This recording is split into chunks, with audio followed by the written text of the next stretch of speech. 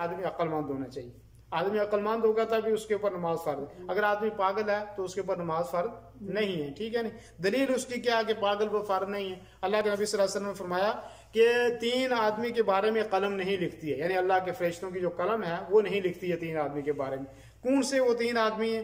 फरमाया अन नाइम, जो सोने वाला आदमी है, सो गया तो उसके बारे में अल्लाह कुछ नहीं लिखता। वो सोने में किसी को गाली दे रहा है, कुछ गुस्सा कर रहा है, कोई काम कर रहा है, तो अल्लाह ताला उसकी कोई बात लिखता नहीं जब तक वो बेदार हो जाए।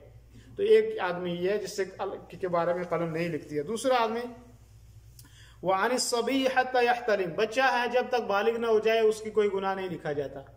इसी तरीके से फरमाया वानिल मजनून हत्ता यअक़िला, अगर कोई आदमी पागल है तो उसका कोई अमल लिखा नहीं जाता यहाँ तक कि वो ठीक हो जाए। तो नमाज किसके ऊपर फर्ज हुई?